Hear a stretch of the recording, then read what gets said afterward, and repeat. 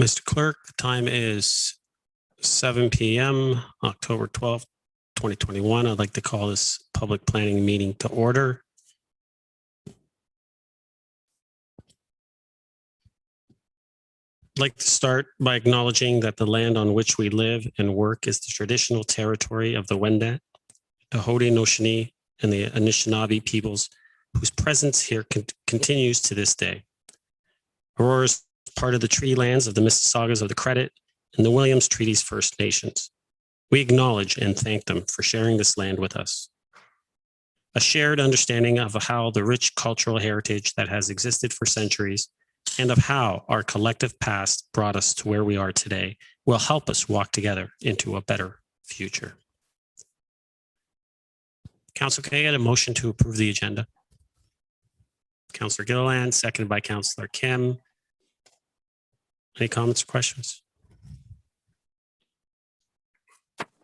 Seeing none, call the vote on your iPads, everyone.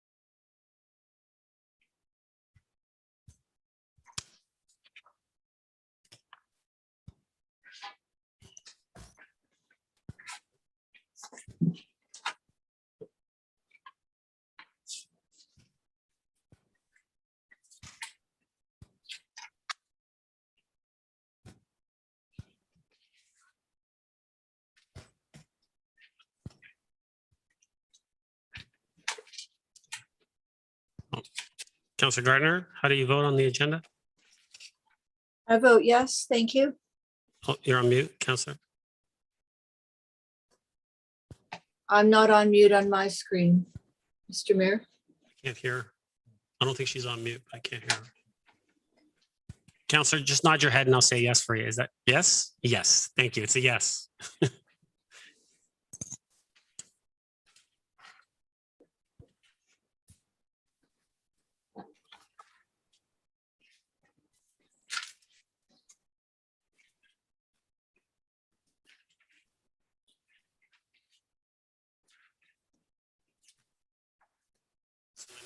There was a yes.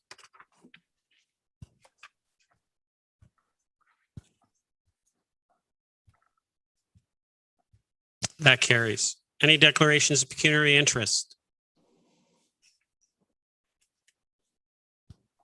Seeing none. Well, welcome to Aurora's public planning meeting. The purpose of this public meeting is to inform the public and obtain public input regarding the proposed official plan amendment, zoning bylaw amendment, and site plan control applications. For the planning applications that will be considered by council tonight, the following process will occur. 1, town planning staff will outline the purpose of the planning application being considered. 2, then the applicant will be given an opportunity to make a presentation and address issues raised in the staff report or public concerns already filed. 3, following these presentations, members of the public will be invited to offer their comments or concerns respecting the item virtually. 4, either town staff or the applicant will answer your questions, and I'll keep track of the questions, and when I have several, I will direct them to whoever can best answer them. It is very important that the town receive the correct names and addresses of individuals having an interest in the planning applications. Therefore, if you plan to speak to council at this meeting, or if you wish to be notified of any further council or committee meetings concerning the applications being considered, you must complete a planning interested party and speaker request form available on the site at aurora.ca/planning notices, or contact Planning and Development Services by email at planning@aurora.ca. Under the Planning Act, the applicant or residents have the right to appeal any decision of council on a planning application to the Ontario Land Tribunal, but you must verbally express any comments or concerns here tonight or submit any comments or concerns in writing to the town prior to council adopting an amendment. The tribunal may dismiss all or part of an appeal made in respect of an application. This public meeting is being audio and video recorded. Names, addresses, comments, and any other personal information are being recorded according to the Municipal Act and the Municipal Freedom of Information and Protection of Privacy Act. This will help our town clerk prepare accurate minutes and to create a record that is available to the general public, including the town's website. Questions about this collection should be directed to the town clerk, Town of Aurora. I will now ask the town clerk to confirm that notification to the public occurred as required by the Planning Act. Mr. Clerk. Thank you, Mr. Mayor. Respecting item 4.1, PDS 21-117, applications for official plan and zoning bylaw amendment and site plan control. 2766872 Ontario Inc., 15296, 15306, and 15314 Yonge Street. On June 3rd, 2021, a notice of complete application was published in the Auroran and Aurora Banner newspapers. On September 9th, 2021, signage was posted on the subject property with information regarding the public meeting. On September 16th, 2021, notices were mailed to all address property owners within a minimum of 120 meters of the subject lands and to all interested parties. On September 23rd, 2021, a notice of public meeting was published in the Auroran and Aurora Banner newspapers. Public notification has been provided in accordance with the Planning Act. Thank you, Mr. Clerk. I will now ask the Director of Planning and Development Services to begin with the presentations. Mr. Waters? Thank you, Mr. Mayor. We'll start off with the applicant's Yeah, we can't hear presentation. you. So, Sorry, can you hear me now? Mr. Waters? Yes. I'll come back to you because we are having some audio issues. So what I'll do is we'll go with our town planner first presentation, and then we will go to the applicant since they're joining us via Zoom. Okay.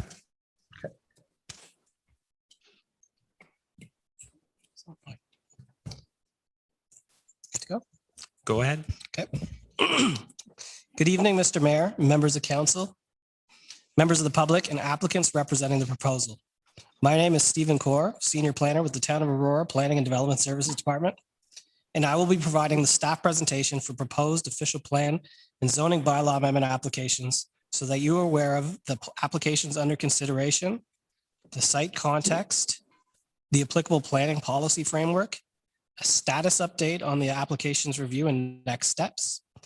These applications are submitted under files OPA 2021-03 and ZBA 2021-03 and have been filed by 2766872 Ontario Inc. And a concurrent site plan application is also under review under file SP 2021-07. The subject lands are outlined in orange on this slide and consist of 3 properties municipally known as 15296, 15306, and 15314 Yonge Street. The site is located at the southwest intersection of Yonge Street and Irwin Avenue. It has a total lot area of approximately 0.4 hectares or 0.99 acres and has approximate frontages of 85.8 meters on Yonge Street and 50.2 meters on Irwin Avenue. The subject property is vacant and past uses of the site have included former automotive repair businesses on 2 of the southern properties at 15296 and 15306 Yonge Street, and a detached dwelling that existed at 15314 Yonge Street, which was demolished in the mid-1990s. There is no vegetation on the site. The surrounding land use or the surrounding context includes low-rise development, which predominantly consists of detached dwellings to the west, north, and northeast. Properties to the north across Irwin Avenue and east of Yonge Street are within the northeast Old Aurora Heritage Conservation District. A 6-story apartment building with commercial units fronting Yonge Street at grade is located east of the subject lands across Yonge Street. A multi-building 4-story stacked townhouse development abuts the subject property to the south and southwest. A 6-story residential apartment building is located further west of the subject lands on Matchell Avenue. And a mix of commercial land uses are located further south of the subject property along Yonge Street and Wellington Street. The subject lands are designated urban area in the Region of York official plan, which also identifies Yonge Street as a regional corridor, which has policies supportive of intensification for the site and corridor. The subject lands are designated Aurora Promenade, Upper Downtown in the Town of Aurora official plan, which permits dwelling units located on the second story or above of all building types. It also provides for various commercial uses, which include financial institutions, offices, retail stores, personal services, funeral parlors, tourist accommodations such as hotels or information centers, small-scale institutional uses, cultural, recreational, and entertainment uses. The intent of this designation is that where residential uses are provided, they are within mixed-use buildings with non-residential uses at grade. The upper downtown designation contemplates a minimum height of 2 stories and maximum height of 5 stories, with the allowance of 1 bonus story subject to the public benefits. So this shows an excerpt of Schedule B2 in the Aurora official plan, which is the contemplated building height ranges that I just discussed. In addition to the allowance for 6 stories, it's the lesser of 6 stories or 22 meters, subject to the public benefit provisions. These public benefit provisions may include, but are not limited to, heritage protection, public amenity space, public art, social housing, affordable artist space, and streetscape improvements. The subject lands are zoned Promenade Downtown, PD1 under zoning bylaw 6000-17 as amended. This zone also permits the commercial uses contemplated in the upper downtown OP designation, and also requires that dwelling units be located above the first story of a building. The current zoning permits a building up to 18.5 meters in height, providing the building is step back on levels above the 3rd story. Otherwise, the maximum height is 10 meters. The current zoning does not have a limit on the maximum number of stories. The proposed official plan amendment has been submitted to permit residential uses at grade, which is not permitted in the upper downtown designation. Approval of the OPA would therefore permit an entirely residential building. The official plan amendment also proposes to permit an increased metric building height of 23.54 meters, whereas the OP permits the bonus 6-story or of the lesser of 22 meters. Staff have advised the applicant the OP should be updated to request an increased number of stories to reflect an 8-story appearance at the rear of the building, which appears to be a 6-story building on Yonge Street. Staff have recommended as a comment to the applicant that the OPA should redesignate the portion of the site highlighted in red on this slide from private parkland to upper downtown to ensure a consistent OP interpretation for the site and is also consistent with the current zoning category. This area to be redesignated is approximately 7 square meters or 75 square feet in area. And the approach to redesignate it has been accepted to both the region and the Lake Simcoe Region Conservation Authority.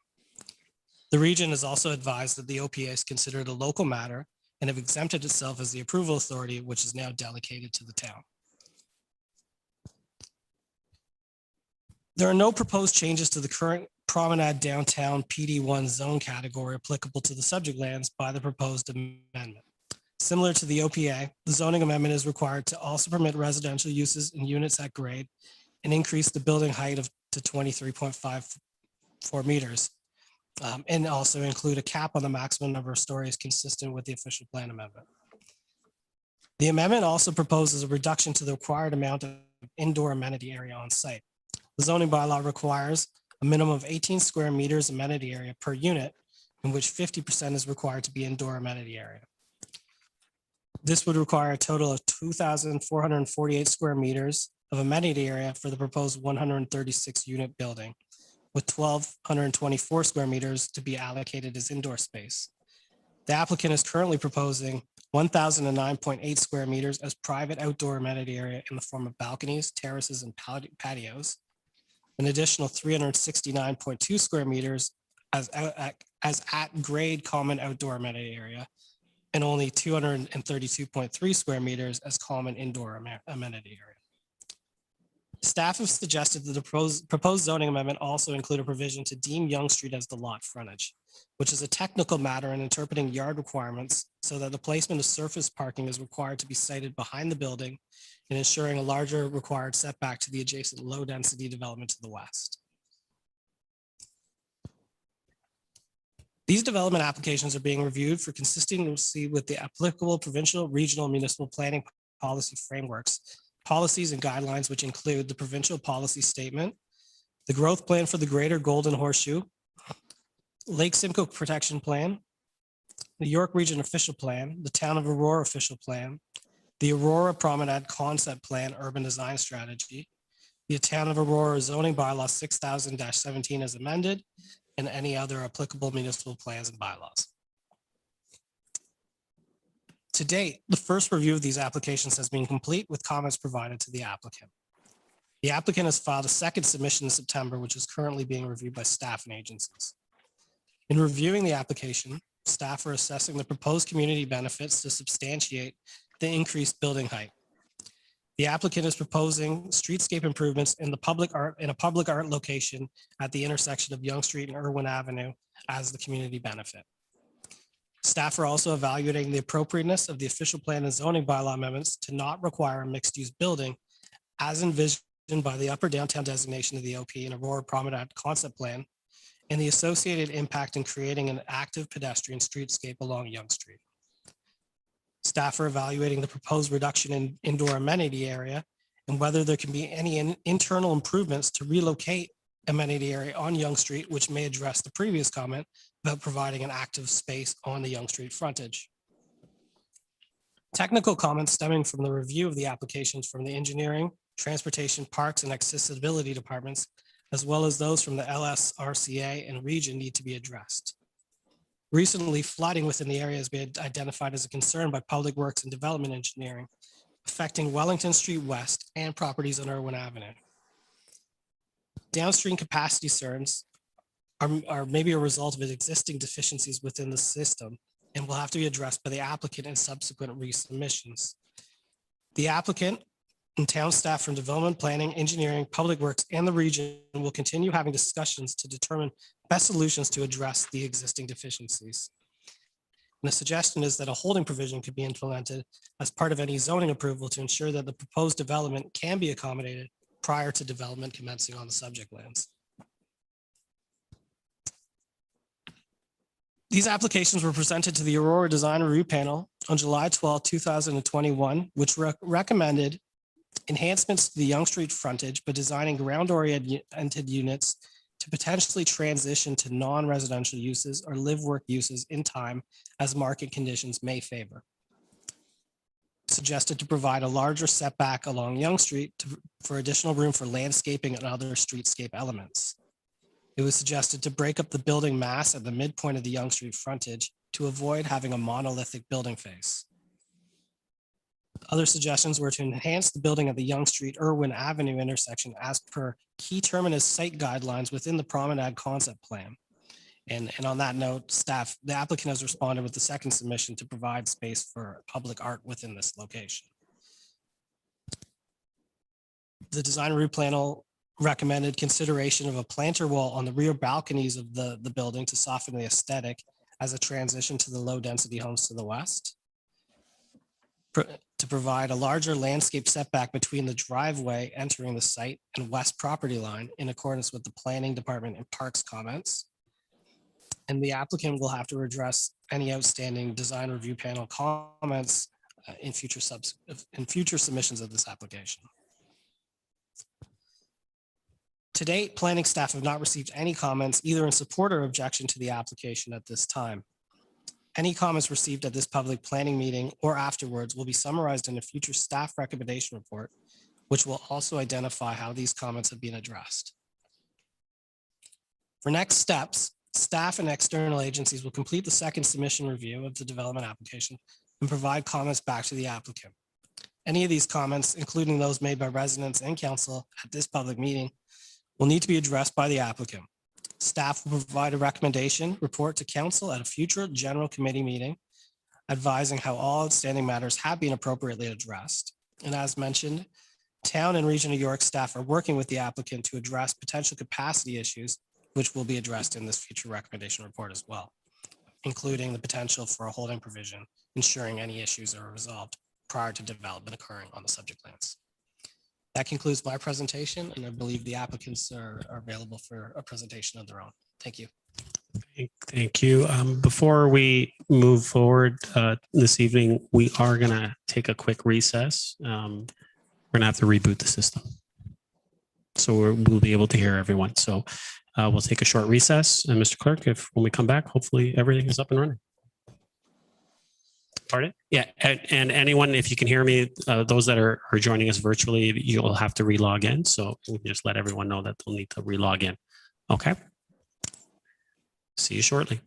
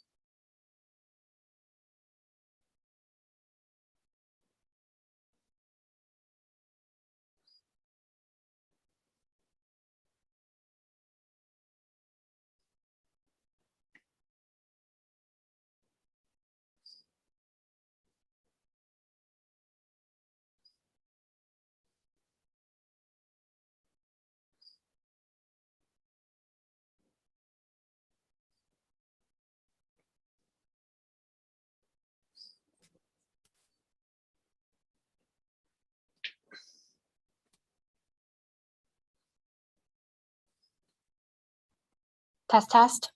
1, 2.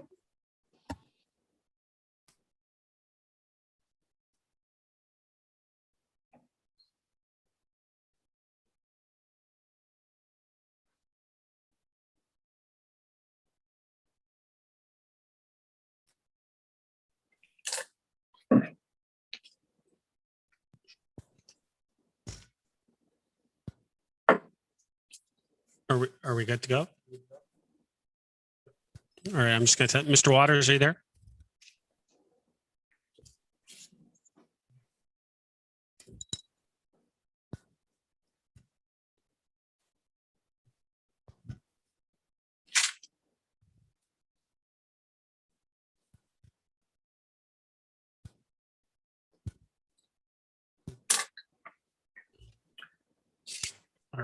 Are our applicant, are they on? They're on?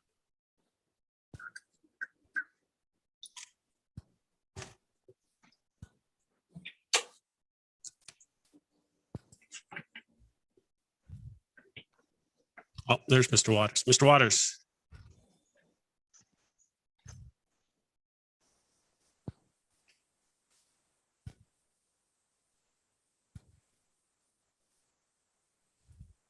Yes, sir. Right here. Thank you. I can hear you now. That's great. If you could bring on the applicants. Thank you, sir. I'm getting a message that the host needs to turn my video on. We'll get that corrected, but we can hear you. So if you want to introduce them, and then we can just get to the. Thank you, sir. Yes. So the next presentation will be the applicant who will be presenting the proposal, including elevations. Thank you. Good evening, Mayor Marcus, council and staff. My name is David Farrow, and I'm the project manager for the applicant, Alive Developments. First slide, please.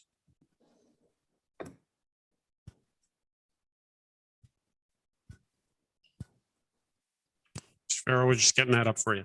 I'll wait, that's okay.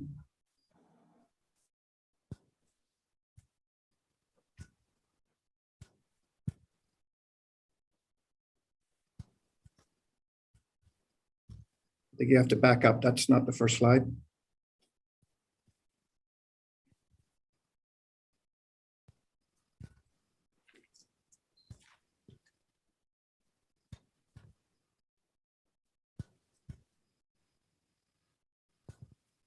That's the first slide. Thank you. Tonight, our team, including our architect, our planner, our engineer, and traffic consultants, are available to answer any questions council or the public may have. I want to take a moment to give a brief overview of our proposed development, and will then hand over the presentation to our architect. Next slide, please.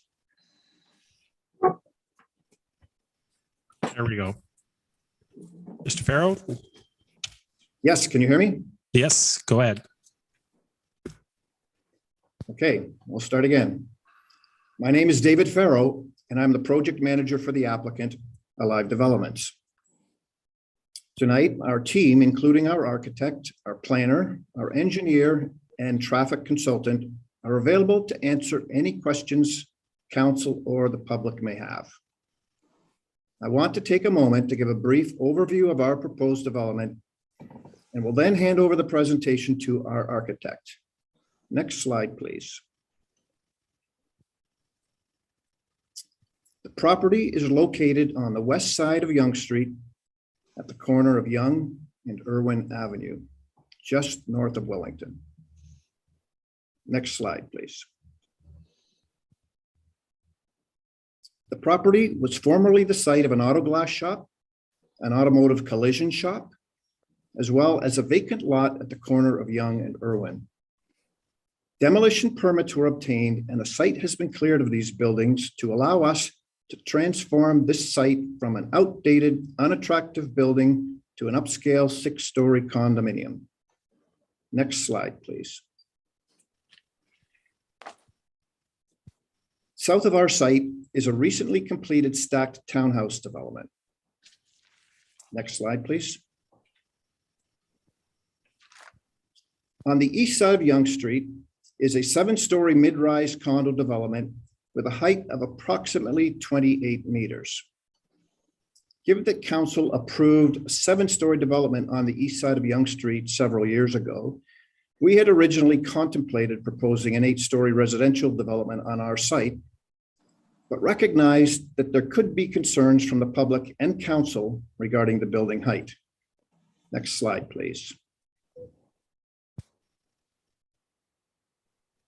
In an effort to be sensitive to these concerns and not risk possible conflict with residents, we scaled back the proposal to a 6-story residential project with 2 levels of underground parking. As a result, this development will be more appealing to the local residents. Our proposal at this transit supportive location makes this project ideal for this Yonge Street address and will be a welcomed improvement to Yonge Street, Aurora. We believe that this will be a development that residents and council, as well as ourselves, can be proud of.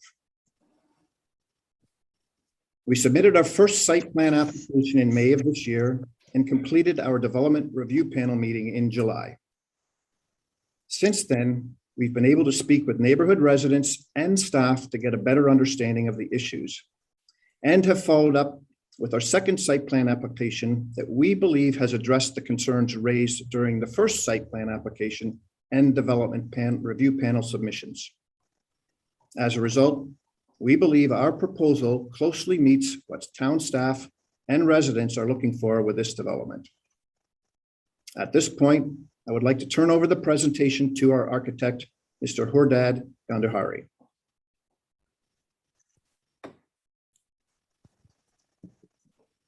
Hello, can you hear me? Yes, we can. Good evening, everybody. My name is Hordad Gandhari. I'm the principal at Icon Architects, and we're in charge of designing this development. First of all, I'd like to say happy Thanksgiving to everybody, and I hope to do justice with my presentation tonight. Can I have the first slide, please, for the next one? Yeah, I was just going to quickly touch upon the location of the site, which Mr. Farrow did a good job of. Basically, we're located at the southwest corner of Yonge Street and Irwin Avenue, shown on this site plan in white with an outline. We've got some single-family houses to the west, we have single-family houses to the north, a newly townhouse development to the south, and more residential across the street, including further south on the east side of the 7-story apartment. Can we go to the next one, please? Next slide, please. Thank you. What we thought it might be a good idea to just give a sort of a 3D overview of what this development, what this area would look like from the same vantage point, and then what it would look like once we put the building here. So the subject site is, as Mr. Farrow mentioned, the location of the 2 auto body shops, and also the vacant piece of land to the north of that. This is what was there before. Of course, now the 2 buildings for the body shops are no longer there, but we thought we'd show this vantage point of what it is that we're actually replacing. So if we could go to the next slide, it shows approximately the same viewpoint, but with the building in there, and you see the on the left-hand side, the actual townhouses that are currently there. So now this is an artist view or image. Maybe Yonge Street is not as narrow as it's shown on this drawing, but generally this is what it would look like. So if we could go to the next one. This is the site plan of the property. I'm just going to orient you to know where everything is. So Yonge Street is right at the bottom, and north is basically to your right-hand side. Irwin Avenue is sort of perpendicular on the right-hand side to Yonge Street. The building is basically L-shaped, as you could see it. It is basically the dark hatched area, the toned area is the building, and the rest of the property is basically shown in a dashed dot line around it, and you can actually see the multiple lines that are at the top of the page. I don't know whether you can see the mouse that sort of pointing to plan, but that is the actual access point of vehicles to the building, which is further along on Irwin Avenue. This is a multi-unit residential development. It's 6 stories high from when looking at it from Yonge Street. It is fronting on both streets. 36 units, around 61 one-bedrooms and 75 two-bedroom units. The waste removal and the loading and the drop-off is everything's happening from the same access point on Avenue. You see the sort of the double circles in the rear yard is where the drop-off happens and the loading. And the some of the sort of the parking spaces there. Because there's a huge slope on the site from north towards the south, it goes up in elevation. The sort of dotted area on the left-hand side is to meet the actual grade to the south, we had to have a raised landscaped area, access to the stairs that you can see on there. So the site is low on the north side and high on the south side, and that's where we have the outdoor amenity, which is also adjacent to the indoor amenity of the building. So it's a huge step. We have the same step, basically same difference in elevation going from west to east. So west is down and east is up. So Yonge Street is about maybe 5 to 6 meters higher than the backyard where we have shown that drop-off circle and the access. Next slide, please. This slide shows this is the landscape design of the project. So this shows where vegetation is happening, where the proposed trees are, where the grass is, and this shows how our landscape architect is designing to put plants and trees and shrubs all around the building, wherever there's no building and no asphalt. There, you can also see on this slide the sawtooth portion of the building facing Yonge Street at the bottom. Those are individual entrances for the units that are at grade. Each one has sort of an outdoor covered patio, which is separated from the public realm with a railing, with a glass railing on top of a brick railing. And basically, this is their outdoor amenity area for the at-grade units. This sort of helps animate the frontage of the building along Yonge Street. And you're going to have people sitting out on their patios, which is covered with the building above, and it will be a pleasant experience for the people that live there as well as for the passersby. Next slide, please. This is a cross section. So basically what we're doing here is cutting the building from east to west and looking at it. So once we do that, this, you can count, these are 6 stories facing Yonge Street, is on your right-hand side. But as it so happens, the topography of the site is what it is. There's nothing we can do about that. The west side of the site is about maybe 5 to 6 meters lower than the Yonge Street side. So basically the building is going to look taller from the other side, but there's nothing we can do about that. But on Yonge Street, this is what you see, is you see a 6-story building, and what we've done here with a red line showing the actual grade difference. Another thing that we've done here is you can see there's a step back above the 3rd floor. Now this step back happens sometimes on the 2nd floor, sometimes on the 3rd floor, And this is basically as per the urban design guidelines that we had to follow. So the massing of the building is a result of following the city guidelines.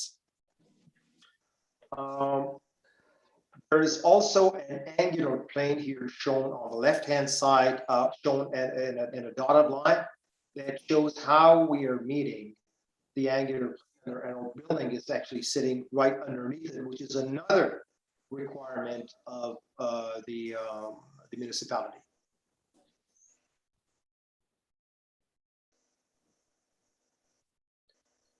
This slide shows the elevation of the building, looking at it from Yonge Street at the top, and then the elevation of the building along with the elevation of the townhouses that we have to the south at the bottom of the page. Basically, what we like to show here is that there is a three-story base building theme that is evident not only in our design, but also in the townhouse design. And you can see that as a darker portion on our building, which is the bottom 3 floors, and also the bottom 3 floors of the townhouses, which is brick. So they've got the red brick, we got a darker brick, but this is 3-story brick protruding out from the building, which forms the street wall, the basic building perception of a pedestrian, of a driver that experiences the building, which is the same for both buildings. And then this drawing sort of kind of shows that, along with the fact that the general forms that you see in the townhouse development, which are basically squares and rectangles, are what we are also following on our design to basically mesh with the surrounding and existing architecture that is in place in the vicinity of the building.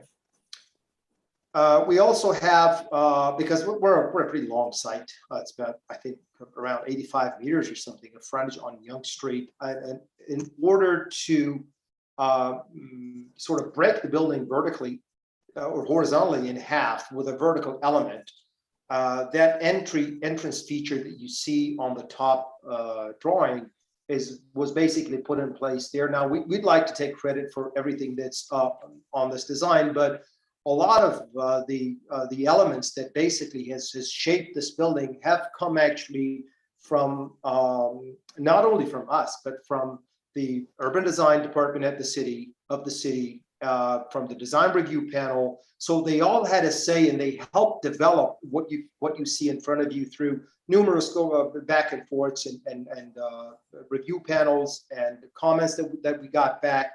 The entry feature was smaller before. It was just a 1-story element. Now it became 2 stories. Now it's breaking the building in the north portion, south portion at the base of the building. So there's a lot that has gone through this as a result of the going back and forth and the assistance that we received from the city staff and the design review panel, informing what you see in front of you today. You go to the next one, please. This is a view, again, an artist's rendering. It's a view from the north east corner looking to the southwest corner. So on the left-hand side that's Yonge Street, the wider street, and in front of you on the right-hand side, just going straight, that is Irwin Avenue, and you can sort of sense from the 3D that it dips down as it goes towards the west. And here you can actually see the architecture of the building, the 3-story brick base. The top 3 floors are basically clad in glass, and this is basically a heritage concept, not a heritage, but a traditional / heritage concept, where you have a base building that is wider, that is bigger, and then the top floors step back.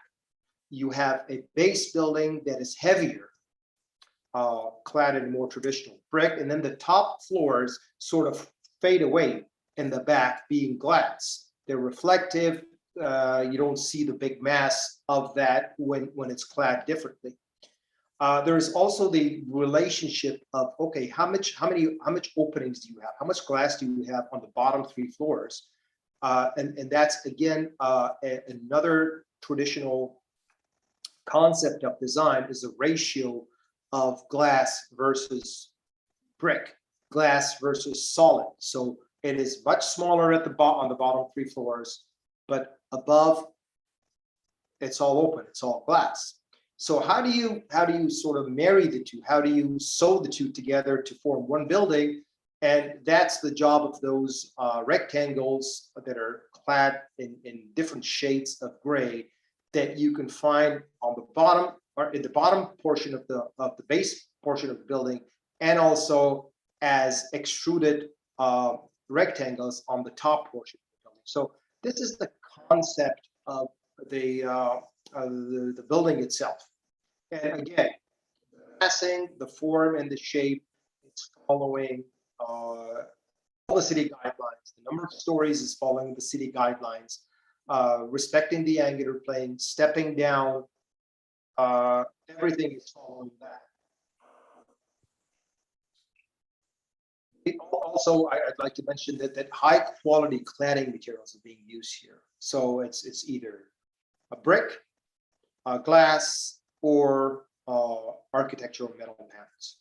So these are all high quality, durable materials that are being used in this building. And you can also see all the entrances to the ground floor units are covered, as well as the main white entry feature sort of in the middle. We'd also like to mention that the ground floor units here are basically considered loft units because they have a very high ceiling. They have about a 4-meter high ceiling, and we wanted to have that to have a different feeling and perception of the ground floor units. They work as loft units as well, and they have access. Each one has an access to Yonge Street. Next slide, please. This slide is basically what we kind of showed in the beginning of the presentation, which was a view of the building from the southeast corner towards the northwest corner, with the existing newly built townhouses on the left-hand side. So that's another view. It's basically the same concept of the base building and the glass top, and then the brick versus the glazing, which is basically something that is being wrapped around the building. Same concept, packed in the front and the side of the building. Lastly, what I just wanted to mention is that we believe that every building should make its own mark and be recognizable, in particular for the site that it's located in. One shouldn't mistake one building for another site. Every building should be specific to a site. That's how you get from regular architecture to landmark. So when an architecture actually becomes a memorable, a recognizable form of design and building, it turns into a landmark. So that's what we've been trying to do here. So once this gets built, hopefully in the future, anybody looks at this building, they're going to know this is that building in Aurora at the intersection of Yonge and Irwin Avenue. And that has been the intention here. We would like to thank everyone for bearing with us through this presentation. And here we'd like to open the floor for any questions you may have. Either myself or one of our team members would be happy to answer you. Thank you. Thank you very much. At this time, I will open the floor to the members of the public. We do have 3 participants this evening. First up, we have Brendan Monty. Brendan? Welcome. If I could just get you to state your name, and you have 5 minutes. Hi, how are you? Hope everyone's doing well this evening. My name's Brandon Monty. I live on Irwin Avenue. I live just a couple of houses down on the same side of the street as this proposed development on a lower elevation, which would be of note here in this case. And I just wanted to give some public input as to the situation, the nightmare that I'm going through currently with respect to an issue I believe is linked to this proposed development and linked to this demolished site and how it's currently graded. So I know I'm limited for time. Please let me know if I'm getting close to your 5-minute mark. So I'm going to keep these points very brief. I'm not sure if you can see my video. If someone could confirm that. As far as you mean like you or your screen? Can you see me visually? I can see you visually, Brandon. Go ahead. Okay, that's excellent. I'm not seeing that on my end for whatever reason, but in any case. So again, the issue I'd like to raise tonight is a personal issue I've been dealing with my property. So post excavation of the site, which was noticed about end of September, overnight there's a pretty significant rainfall. And I had, and my neighbor had, an extreme amount of basement flooding water coming through the foundation floor. So my neighbor, I understand, had 3 feet of water up to the 3rd step on their basement staircase. And for me, I've got water, pressurized water coming out through my floor. So I called the town. I noticed that the town was already on the street the day after the storm and came out, took a look at the sewers and whatnot. I called the town separately on the Saturday. Somebody else came out as well. And, again, looked over the issue. I haven't had any answers as to what the cause was on the town side, but I can give my understanding as to what the cause is so far and to what's been explained to me by both David and the inspector that came out to take a look on the town side. So as has already been mentioned previously by Stephen Corr, earlier this year, the Town Planning and Development Services Department, they approved these developers' actions. They approved this demolition permit to remove those 2 existing buildings that were discussed, the automotive buildings that were on Yonge Street. And in the process of removing those buildings, they have also removed a significant amount of soil, which they've leveled the site now to a much lower elevation to match more of Irwin Avenue street level. And apparently in this process, there's somewhere in there on that site that ran across that site, there's a previously abandoned stormwater pipe, which was partially removed. So I believe the town abandoned it. You're welcome to clarify. I'll leave that to the town. I hope someone's taking notes on this. And from what David's described, was partially left in their site at a low elevation, partially crushed by machinery and left underground there. So from my understanding of how things currently are, every time it rains, water's been pooling on the site. There's apparently draining down this uncapped and crushed pipe and leaking somewhere underground, which I haven't heard an answer as to where it's leaking from as of yet. It could be under my lawn or very close to the street level or somewhere near my neighbor's side that's been affecting both of us. So that's the main overview. I'll just show you a quick video image of what the site looks like when it's filling up with water. That's what it looks like as it's raining, and it gets worse than that. I'll just show you quickly. That's what my basement looks like. It's not clear water. It's mud, silt water. It's matching what's on that site there. So it's a major issue for me personally, for my next door neighbor, and I don't know who else has been affected. I haven't talked to anyone else that's on the street. So, my question here, I've got a few. This is an ongoing issue right now. I'm fearful of further damage. I'm staying up all night watching the basement every time the water, it's raining, just to make sure the pipe in the floor doesn't clog and I don't have water coming out my basement windows on the main level and onto the street level. So my question is now, the town's been notified. I've called them. They've obviously looked into the issue, but what's the solution here? Does anybody have any answers? Is it just a problem that's being ignored? Has somebody looked into it? Has someone came up with what the town is going to do about this?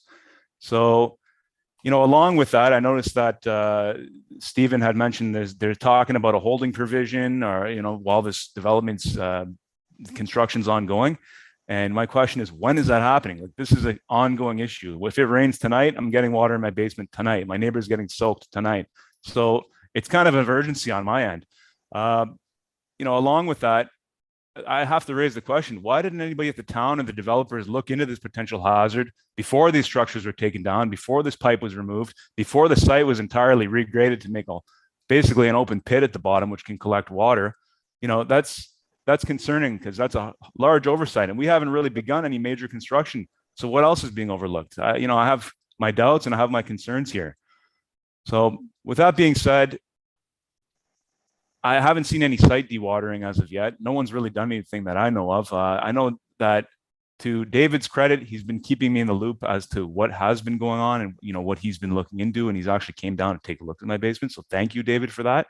I do very much appreciate that you are looking into it. From the town side, I've heard absolutely nothing. I'm not sure whether it's something that means, if it's ongoing, I'd love to hear some answers. I'm sure somebody will have something to say at this meeting.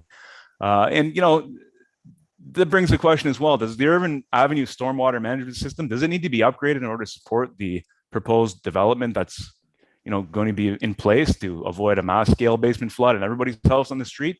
Or can the infrastructure that's in place support this development that's being proposed?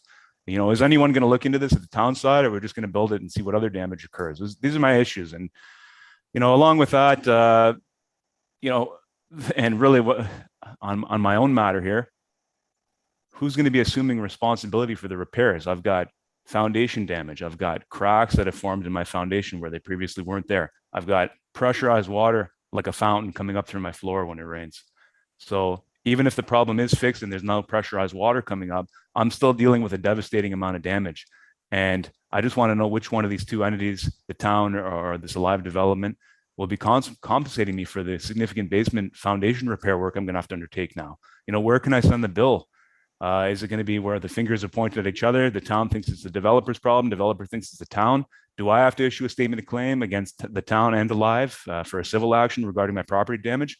I don't want to go that route. I will if I have to, if I'm forced into that, but I just need some answers just to know what's going on.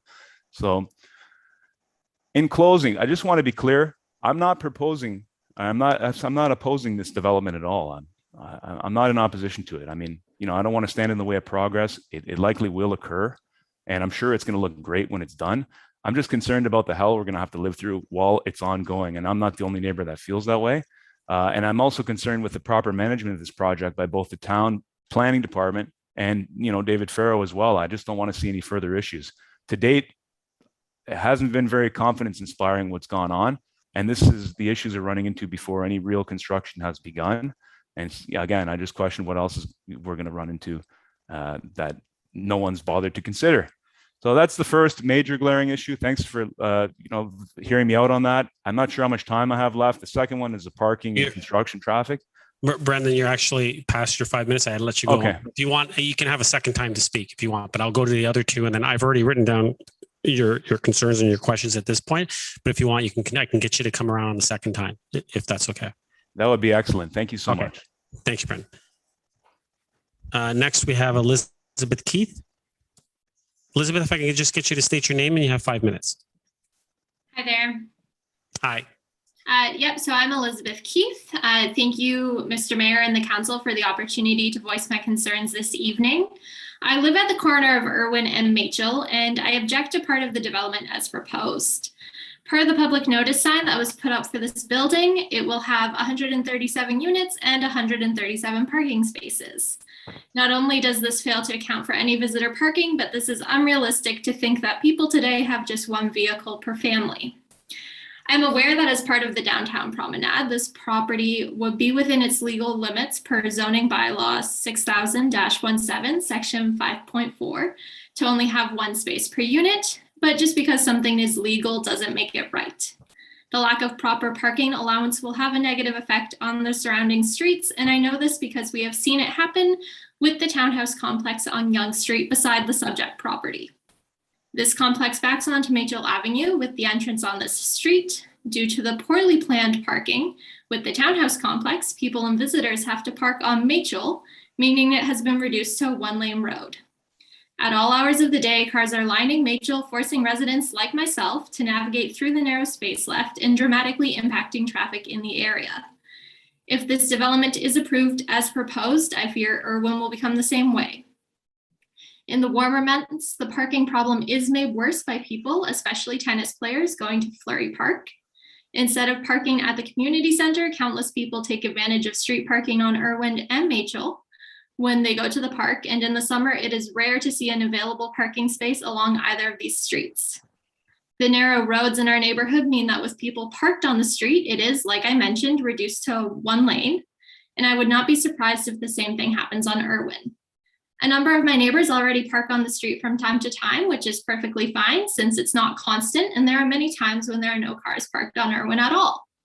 However, I can confidently say this development and lack of adequate parking would change that, with visitors forced to park on Irwin or residents with more than one vehicle spilling out onto the street with overflow parking. To add insult to injury, drivers use our neighborhood as a bypass for the intersection at Yonge and Wellington. If the lanes are reduced due to street parking, the traffic becomes even worse. The last thing we need is a driveway to a 137 unit building letting out onto Irwin as well, as has been proposed here.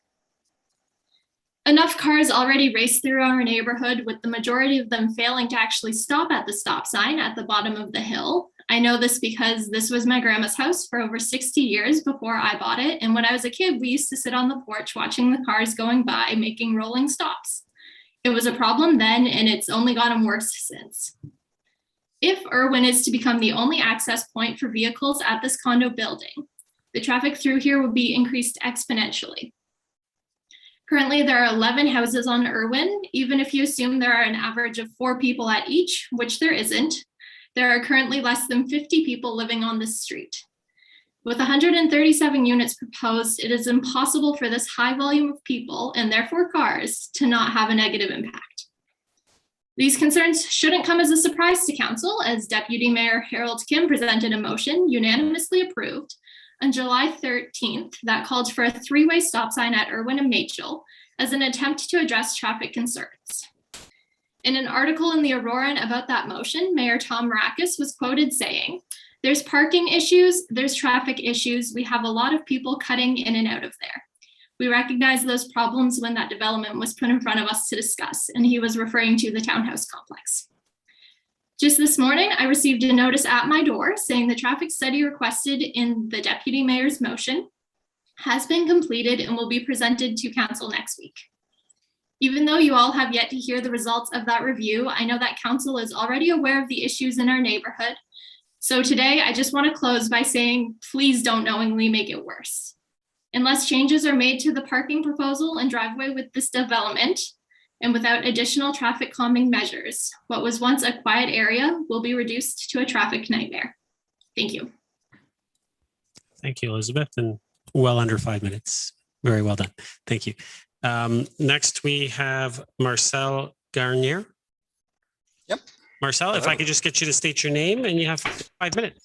Okay, it's Marcel Gagne. I'm at 8 Irwin. I'm directly north of the proposed property. In fact, my driveway is almost directly across from the driveway for the exit and entry for the subject property.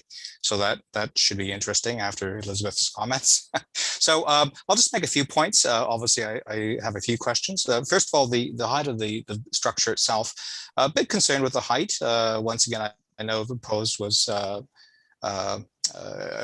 originally looking at 8 stories. I brought the height down a bit, but essentially when I'm looking due south, basically I don't see sky anymore. I'm kind of looking at the back end of a very, very, very large building and an exit for a parking facility. So again, I'd like to get a better understanding of the step backs, also any consideration on that height, and whether a light study has been done related to this property. Once again, it is evident that we were looking at sort of brick and glass directly across from us. So I'd like to get a better understanding of that. I think the traffic point has been covered quite well by a few people here. We have already gone through a couple of construction cycles where there's been no parking on the street, and once again the bylaw officers were obviously called quite a lot at that time to move traffic along. I have some other technical questions related to the actual property itself. And I think Brandon actually covered part of it. I was actually wondering, because obviously there are probably going to be caissons going into this property. I just want to get a better understanding of what that consists of and whether that's going to be drilled or impacted or through use of vibration. And one of the concerns I do have with local properties abutting or nearby or older structures, I mean, our house was built in 1947, is what the possible damaging effects could be on that construction to our properties and or water issues. Related to that, I was just wondering whether there's any consideration that has been made to conduct pre and post inspections on the adjacent properties, nearby structures, and to understand better what's occurred to the property. Some of the, I mean, we're the new house on the block. There's some houses that are in the 1800s. Ours is only 1947, as I've mentioned. If that's the case, whether we'd also have access to those reports and whether there's any deficiencies or damages would be made good. Other aspect on the construction itself, is light mitigation. Evidently, when the property is being developed or is developed, we want to ensure that there is shrouding because again, on all sides, northeast, west, and south, we are talking residential housing or accommodation. So again, I know that's part of the construction process. Once again, construction parking itself. Again, we know there's issues in the past. Major issue that we've had in the past is even getting out of our driveway with vehicles blocking the street continually. Another aspect is also, I understand, I was looking for a copy of the bylaws. Unfortunately, I couldn't download them on sound bylaws for the town. But I understand that there may be an option for BBS or white noise generation for backing up vehicles. I don't know if that's in the bylaws, but I'd like to get a better understanding if that's available, because when the bylaws were first written, I don't think those were in there. And other than that, yeah, just an interesting note on consultation. Someone from the development firm did reach out to us, but that was just last Friday for the first time. So I don't know if they've had a fair hearing from the residents to the concerns on the property itself. But once again, I have to say our house was actually built by a guy called John Browser, who was a local builder who actually was a site superintendent for the Empire State Building. So it's kind of interesting that we're now having a major construction beside us, which I'm sure he'd be proud of, but it's an interesting situation. That's all I have. And I'd be glad to hear any answers on those questions. Thank you very much. So I'm just going to go through some of the questions before I go around for a second time. If anyone wants to speak for a second time, Mr. Waters. Yes, Mr. Mayor. In regards to our first resident, Brendan, in regards to the flooding, any future damage, further damage, what the town is looking at as far as a solution in basically immediately. Was this not looked into before? The water maintenance, can the infrastructure hold it? Can you speak to all of that? And just to let you know, I think that this is something as well that obviously that we'll have to get Brendan in touch with Patricia as well, and maybe and have some conversations about that. So I know that you will not be able to answer everything in regards to this, but if you can kind of give us a rundown and let us know what we are doing as a town to help out here. Thank you, Mr. Mayor. I understand that on the whole, the storm water drains into the Machel system, which has a tendency to surcharge into the sanitary sewer system of the region when there's heavy rains, which is why the resident is experiencing flooding in his property. And as you remember, about a month ago, there was the flooding on Wellington Street, if I recall, because of the heavy rains that evening. So it is a problem. Our operations department is aware of it. I can't speak to what the actions are at this point in time, but I will follow up with our operations team to understand what they're going to do from a mitigation point of view. I believe it requires the region to be a part of the solution. I just think my understanding is we have an undersizing problem with regards to the Machel system and all the area draining into that system. And it's been a long-standing problem is what I understand as well. Can we get in touch? Obviously, we have our residents' information. Can we get in touch with them immediately and keep them apprised of what's going 100%. On and how we're continuing to move this process forward to make sure that we resolve this from continuous? 100%, sir. Yes, if I could get the resident's address on Irwin. I know it's on Irwin. He didn't mention the actual. I'll get the clerk to forward that to you. Okay, thank you. Okay, thank you. And I know Brendan's got a few more, so he's going to speak for a second time. But okay. The other ones, has a light study been done? I'll ask Mr. Core if he could respond to that. Through you, Mr. Mayor, I don't believe a light study per se has been done to check at the impacts of the light, but I'll look into the submission requirements, and that could potentially be a requirement for a third submission, and we can coordinate that with the applicant. So we can add that in as a requirement. Okay. Impacts on vibration during construction. And will we also be doing, and I guess because this ties into it, a pre and post inspection on the properties? Yeah, there have been construction mitigation plans submitted, and they're being reviewed by the appropriate departments. And it will include those? Yes. Okay, thank you. Light mitigation during construction, any shrouding? Is that going to be also part of the construction mitigation plan? Correct. Okay, so that will be in there as well. Construction parking. Do we have a plan as far as how parking will be available? There's also a construction transportation plan as well being reviewed. Okay, so that will be coming as well. Okay. And the noise bylaw, can we send I mean, obviously we just passed and we updated the noise bylaw. Could we send a copy of that to the residents so that way they have a copy of it and they can go through it as well? Thank you.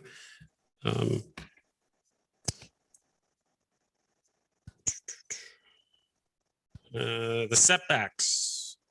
Could someone just explain the setbacks?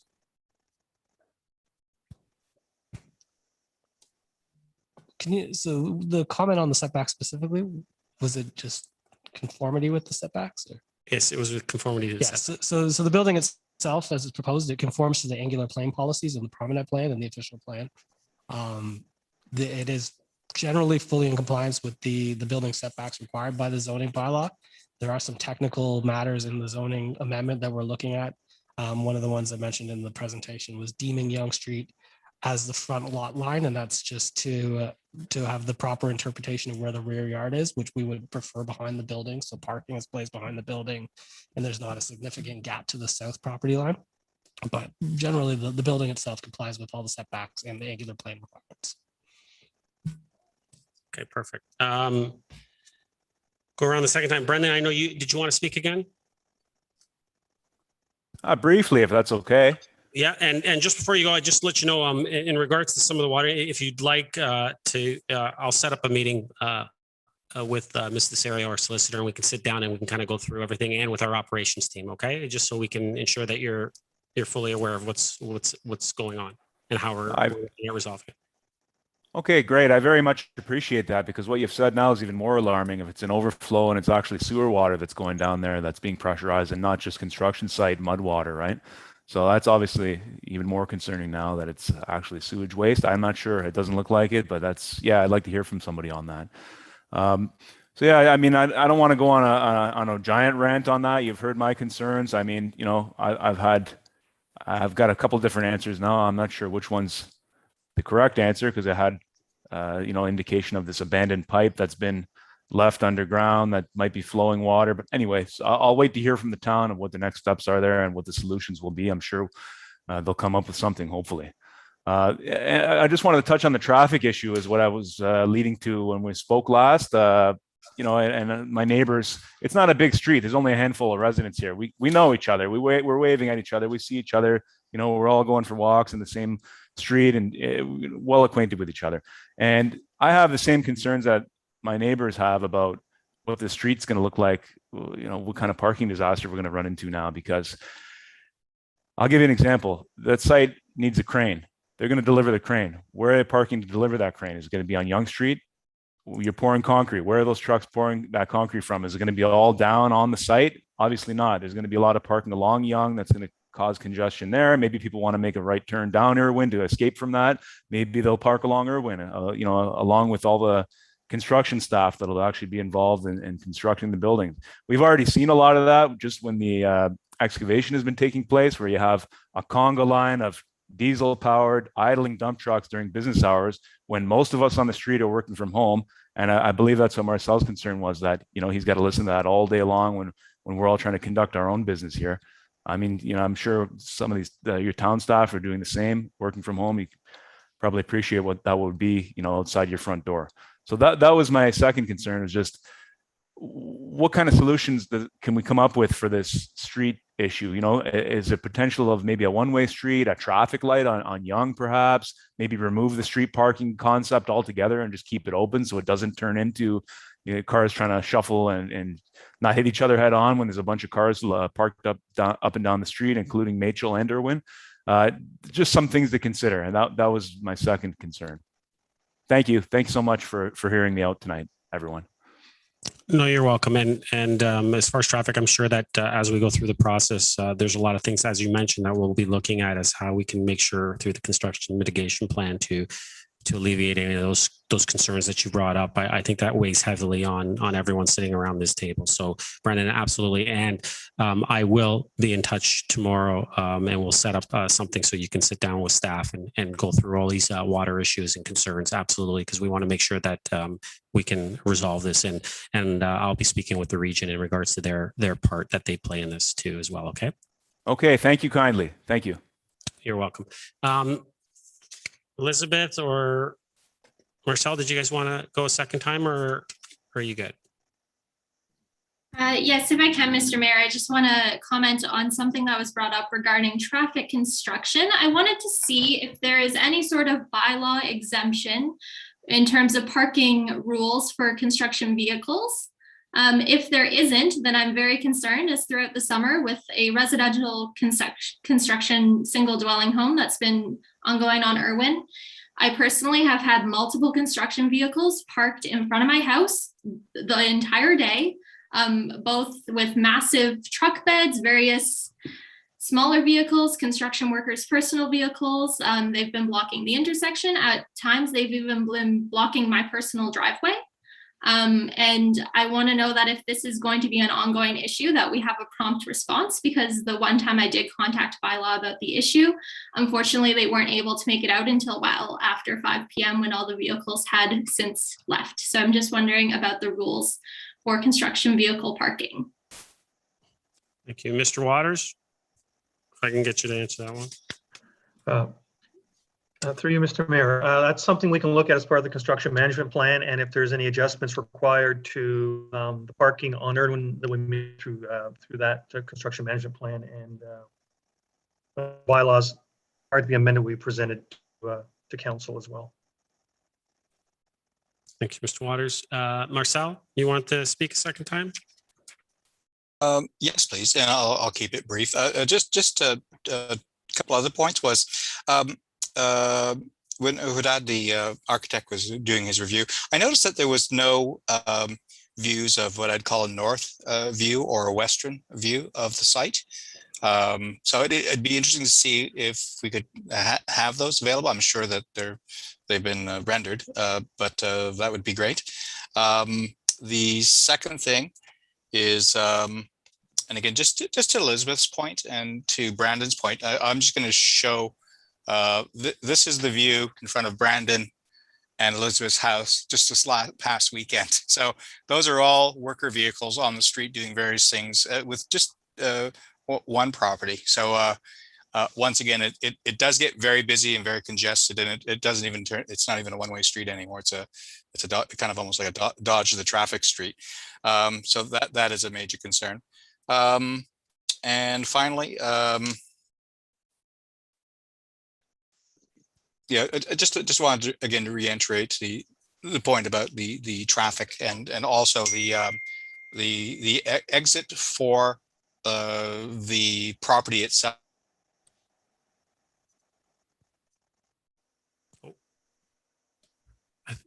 Did we lose Marcel? Yeah.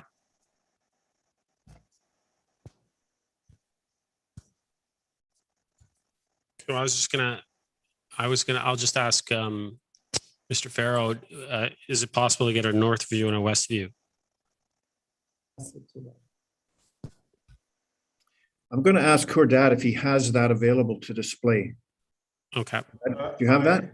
I actually do. You just gotta give me a minute to pull it up, and am I able to share my screen?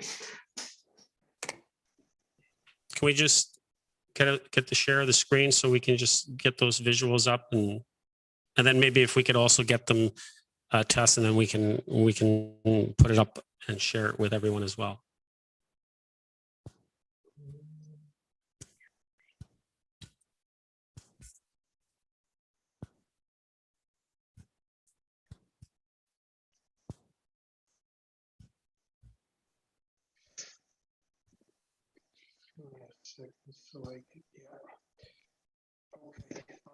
I've got it. So am I able to share my screen now?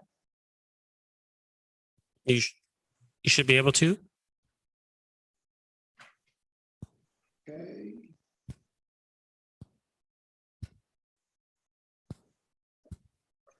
See this? There we go. Okay, as mentioned before, the building steps down as it sort of extends towards the west. At the bottom, you see this black truck going in. That's the vehicular entrance to the site. As you see, even the base of the building sort of steps down as it stretches towards the west.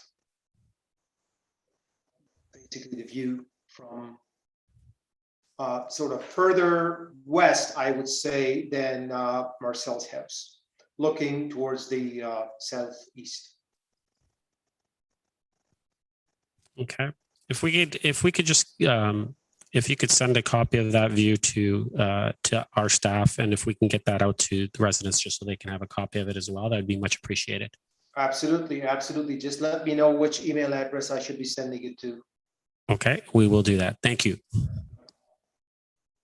Are there any other comments from members of the public?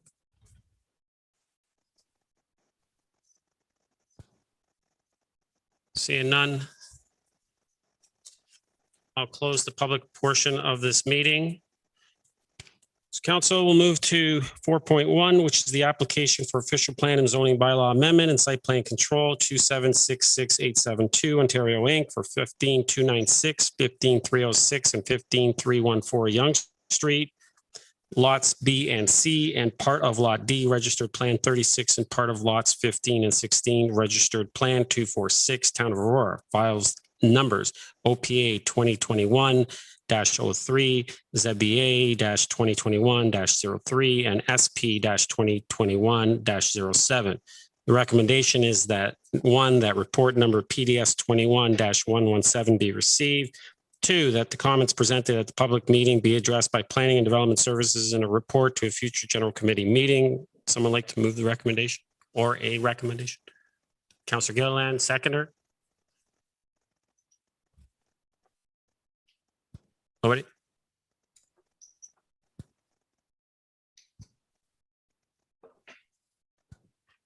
How about we just put to receive it at this moment? Councillor Gilliland? Councillor Kim, any comments or questions to the application or the applicants themselves in the report?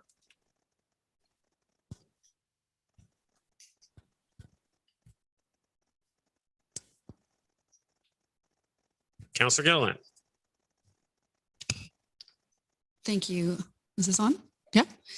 I just wanted to follow up on the stormwater management. I realize that there is going to be some offline conversations, and I'm assuming that engineering will need to get involved. But just on behalf of the resident, we are going to be seeing some rain upcoming, and I just really want to ensure that at least council is kept abreast of what's going on. I certainly don't want to see neighbors' basements flooding or getting filled with silt any further. So through Mr. Mayor to Mr. Waters, is this something that we're going to address, within by tomorrow? We'll get some communication going. Can we keep notified of what's going on?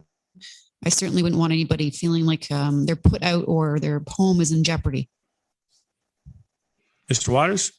Through you, Mr. Mayor. Yes, tomorrow I will touch base with our operations people and ask them what the plan is to help mitigate Mr. Monty's property with regards to flooding. I don't have an answer at the moment, but I will have hopefully one by tomorrow. Councillor, I'll also make sure that in those discussions that I have staff provide a outline of what's going to be the solution and how we're going to move forward to all of members of council. Perfect. Thank you.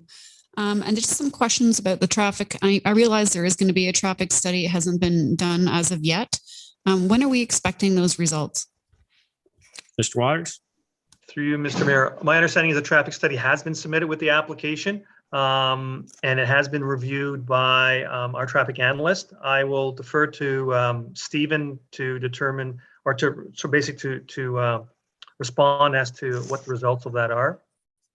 Sir Cora, thank you. Yeah, so a traffic study was submitted with the first submission. The comments have been provided back to the applicant.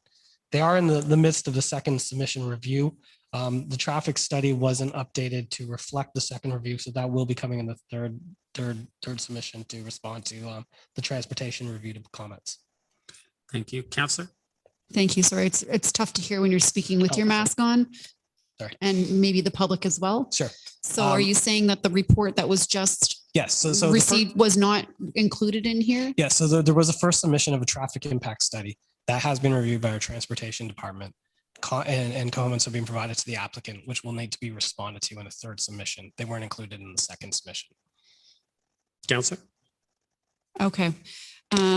I would like to see that as soon as possible. My real concern is that obviously there's no left-hand turn coming out of Irwin, and also, making that left-hand turn from Machel to Wellington is extremely dangerous without the new townhomes, never mind with your development. So definitely there's got to be some sort of resolution to this, whether it's an actual street light. I don't know what the answer is, but just judging by the number of units and where that traffic flow is going to be forced, absolutely, there's got to be a safe way to make turning going in and out safely, because I don't think the street is really designed for that much traffic to go flowing through. Through you, Mr. Mayor, I guess to the developer or Mr. Waters, if a traffic light was the safest solution, how would that go about? Was that something that the developer would work out through the region? Is that something that the planning department, the staff would talk with the region or would recommend? How would that work just because it is a regional road? Are we talking about Yonge Street? Yonge Street or? Yonge Street, it's a town road. That part's town, so we have the We ability own all of Yonge Street except for up the to Orchard intersection. Heights, correct? Okay. So that would be something that staff could recommend. And then who would be footing that bill, I guess, is really the question. Mr. Waters? For you, Mr. Mayor, yes, if we believe a light is warranted to control traffic, it would be the developer's responsibility to pay for the light. It would be a condition of approval. Counselor? Thank you.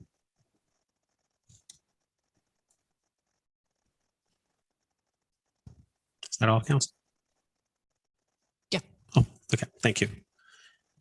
Counselor Kim, then Counselor Gallo. Counselor Kim?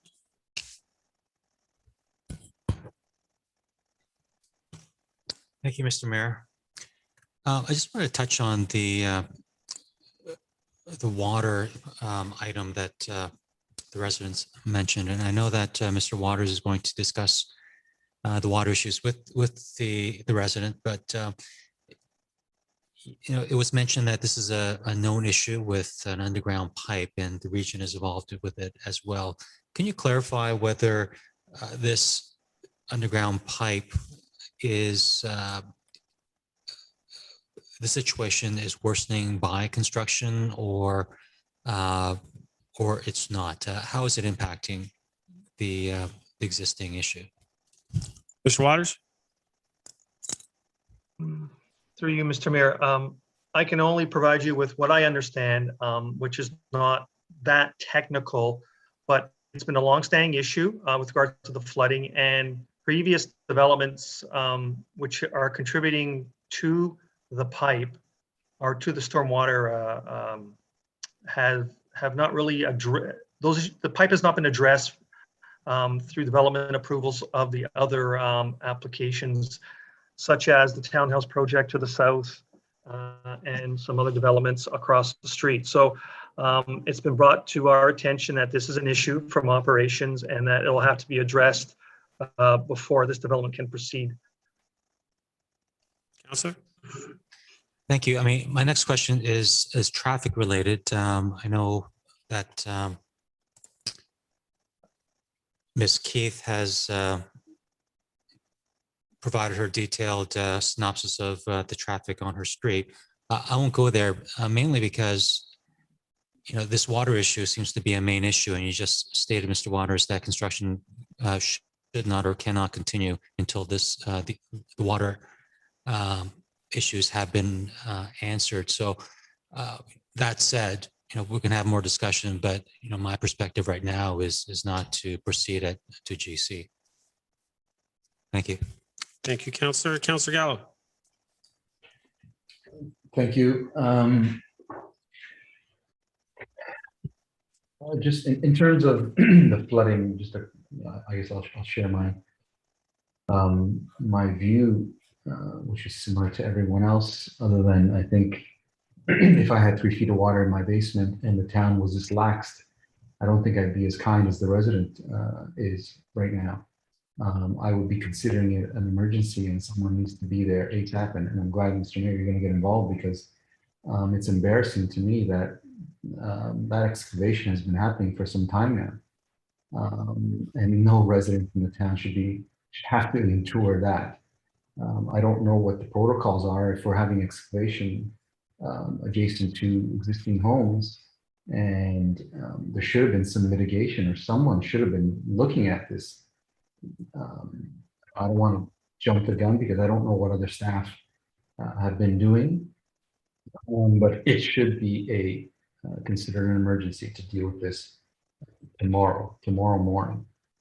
Nobody should have to have that experience. So anyways, that's my view. It needs to be done.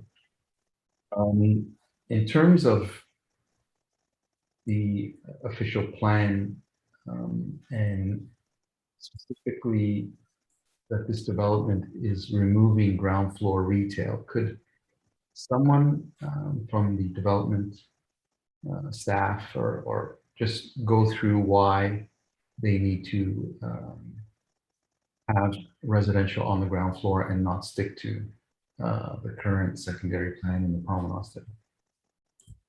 Mr. Waters or Stephen, whoever. Through you, Mr. Mayor, I would let the applicant provide that response, as they're the ones that are proposing not to provide for at-grade retail. If they could respond to that council's question. Sure. Mr. Farrell. Emma, if you could respond to that on our behalf, are you available to do that? Yes, thank you. We conducted a retail and market analysis, and there is no continuity along Yonge Street. To provide retail in order to succeed needs a lot of pedestrian flow.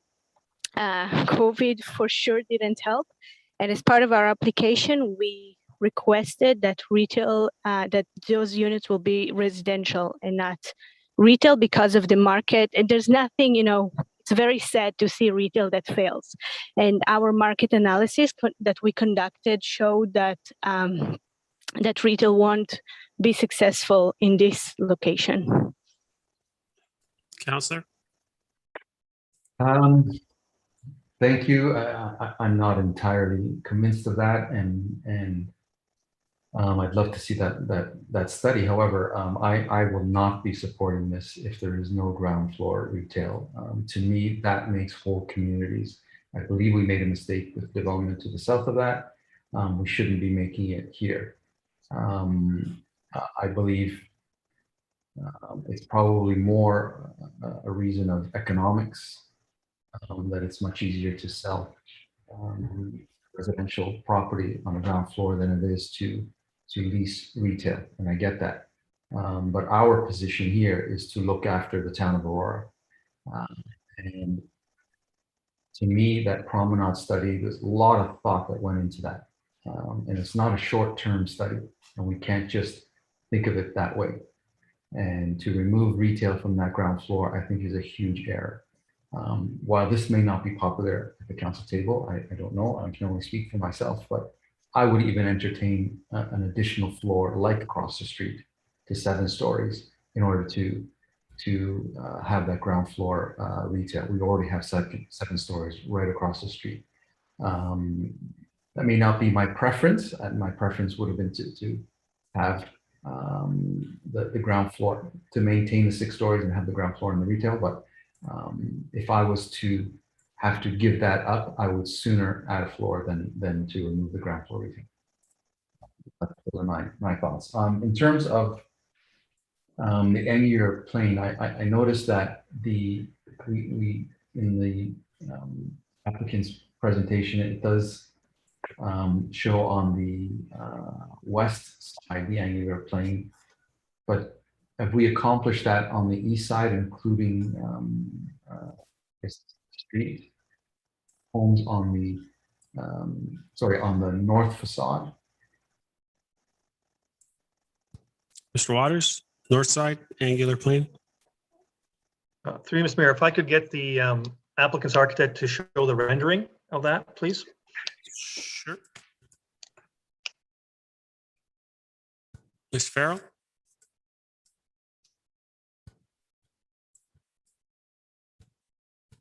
Bernard, if you've heard the question, are you able to display Yeah. that?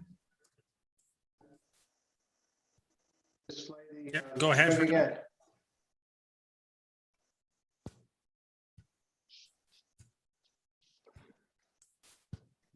Second, I will open it up.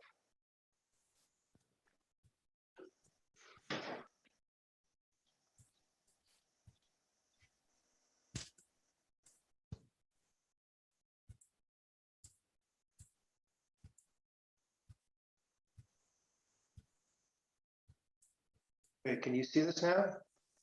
Yeah, he's to not to the degree of north side.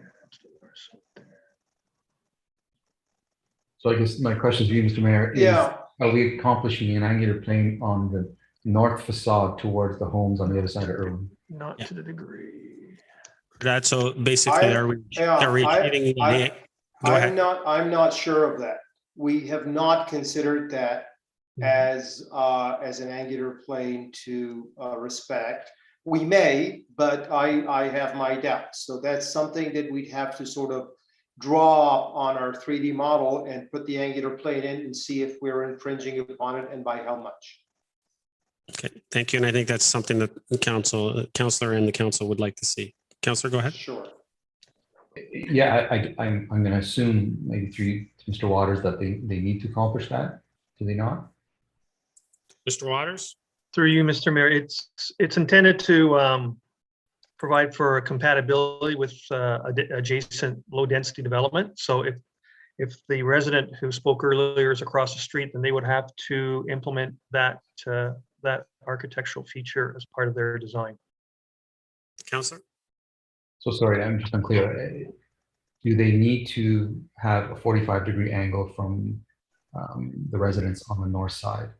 I mean, that was one of the concerns that the resident brought, that they're going to just see a big wall of glass. Mr. Waters? Mr. Mayor, that is correct. They should employ that 45-degree angle where there is low density development. Can I just mention something? Normally what happens is that the angular plane does not apply for properties that are fronting onto the same street. We're not complying with any angular plane from, let's say, the townhouses to the south, and they never had to comply with any angular planes from the properties adjacent that are fronting onto the same street. Now, what normally happens in all municipalities is that whatever angular plane the development has to comply with, if it's situated on a corner, the same concept applies to the side street with the building. So my guess is that the angular plane from the north property line, from the properties to the north of Irwin, facing on Yonge Street and the corner, wouldn't apply to basically this development as a limiting factor. It's only the properties to the west. Counselor? Okay, I guess we'll let staff figure that one out. If that's the case, it is what it is. That's it for now. But I mean, I again, just to reiterate, no ground floor retail. I can't support that.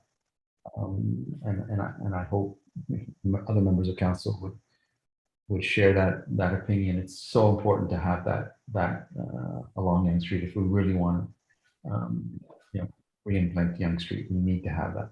That's Thank you. Councilor Thompson? Thank you, Mr. Mayor. I certainly share some of the concerns raised by the residents this evening, and specifically the concerns raised by the first residents with regards to the water/sewage issues. as a result of that, I'm very reluctant to take any step forward in this process with really understanding both the implications as well as the root cause of it. And so, I'd like to get those answers first before any willingness to move to GC or further the process along. I think it's important to understand that. Further to that as well, with regards to the report, the report does speak in a couple places with regards to that, they're still assessing the planning merits of the proposal. And to me, that's information that I would like to see at this stage of the process so that we can have further conversations around issues and ways to address or resolve those issues prior to going to GC and making a decision on the application itself. And so I'd like to see, more details from staff regarding the planning merits of the proposal. The other concern I have really is the request for the additional height. We've always talked in the past that, when dealing with bonusing, it has to be a clear benefit to the community. And in my opinion, the offer of streetscape improvements and an area for public art is not substantive enough to warrant the bonusing of that 6th floor. So I'd like to see further conversations around that. I know in other times we've talked about affordable units within any type of development. Perhaps that could be something that staff can have further conversations about. But before moving forward with any bonusing, I think there should be more of a substantive benefit for the community with respect to that. And then I just had one question through you to Mr. Waters. Mr. Waters, one of the things that the applicant is asking for is an increase in the overall height of the building to 23.54 meters. Do you know how that compares to the property across the street, the Caitlin/Central building? Mr. Waters? Through you, Mr. Mayor. Yes, I do. So the central building, which is 15277 Yonge Street, that's zone PD1. It's got a site-specific exemption. So the bylaw allows for a maximum of 6 stories along the Center Street frontage, or 25.1 meters in height. And for the Yonge Street frontage, it's a maximum of 7 stories or 28.2 meters. So the overall height of this building then will be less of the one across the street. Thank you. That's it for my comments. Thank you. Councillor Humphreys? Thank you, Mr. Mayor. I'm in very much agreement with most of the comments around the table, in particular, Councillor Thompson's. The report is very, I think, very junior. We need a lot more information before seeing this at another public planning. There's so much outstanding, so many areas that are very inconclusive. My top concern, like stated around the table, is the damage of water damage to the neighboring home. Very important. Let's get on that and make that #1 priority. I think staff have heard. We need to understand the root cause and mitigation immediately. It's not right and it's not fair. I also believe that in terms of this moving forward, that the daylight or the sensitivity against light, degradation for the neighbors needs to be done. Absolutely, you need to understand what that means, the shadowing, anything of that nature. Really, I think the neighbors were wonderful. They came here very positive and are not disagreeing to development. They're just looking for some real issues and they need to be answered. It's nice that we've got a lovely architectural style building in front of us. For some people, they may love it, but for me, just all the details beneath it are missing. Everything like the traffic, sun, impact studies. So for me, it's very junior. I think this report has come to us too soon. And just a comment, I know Councillor Gallo mentioned the retail on the main floor. And I know I do support the OP, the Promenade Plan very much. It's what we live by. I just have concerns with empty storefronts. And I would like to maybe with staff, if you could help us understand the current buildings in our town now that do have that scenario, which we pushed along, and what the vacancy rate is. An empty storefront is disastrous, and I need to understand that. Is that successful, and have things changed from the promenade? I mean, it is a long-term plan, and I do believe in it, but I do have some concerns about empty storefronts. So that's it. I think, again, all the points made very well around the table by my peers, and I'm looking forward to seeing some really good information come back so we can all make a good decision to move this forward. Thanks. Thank you. Councillor Gill, and second time. Thank you. Just a quick question through you, Mr. Mayor, to the presenter. In regards to the first floor apartments, I think I understand that they're going to be convertible to a retail. Is that correct? Could you explain a little bit about what that looks like and what that means and what the potential is for that turnover? Mr. Farrow, or do you want her to answer that?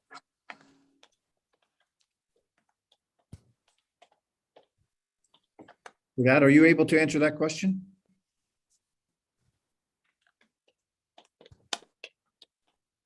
Sorry, can I hear the question again? Go ahead. Gordad, are you with us here? Yes, I am. I'm asking, can I hear the question again? Oh, it's the councillor asked about the first floor and the fact that that those residential suites are convertible and they could be down the road converted into retail or commercial. No, that is not the intention of those units. It's just that because normally the ground level commercial has a higher ceiling. In order to basically try to give the impression and the look of the height that a commercial floor otherwise would have had, those residential units are designed to have higher floor to ceiling heights, but not to mean that they will be convertible to commercial later on or would have the flexibility. They probably won't. Councillor? Thank you. For some reason, I thought I saw comments in the report. Maybe it was a suggestion from staff. I don't know, through Mr. Mayor to Mr. Waters, was that a suggestion through staff where I read in the report that, or was that from the design review comments? Stephen? Yeah, that was a comment from both staff and the design review panel. They are proposing absolutely residential units at grade. We thought it would be an appropriate consideration to see if they can be designed flexibility that they may transition in time. Councillor? Thank you. And that is an option that you may come back with that. Yes, transition. we'd still have to work that out with the applicant, but yes, that could appropriately address maybe the issue. Councillor? Thank you. And so as a follow-up to that, and since we don't really have anything back that reflects what that would look like, I also think that would also impact the traffic study as well. Because once you start putting retail on the main floor, then we have a parking issue as to where these friends are going to park. So I do think that if we're at this stage, and if that is something you're going to incorporate, to be prepared with that traffic impact, that's going to reflect both retail or residential and what that looks like. I guess with that, I agree with a lot that's around the table. Is a lot of unfinished business with this proposal, and there's a lot more information that we all want to see, especially in regards to the traffic impact study and storefronts and such, some renderings, water issues. And so, I mean, I would prefer to also push this to public planning, and I would propose to change the recommendation of point 2 to report to a future public planning meeting. Mr. Mayor, could I put that on the floor?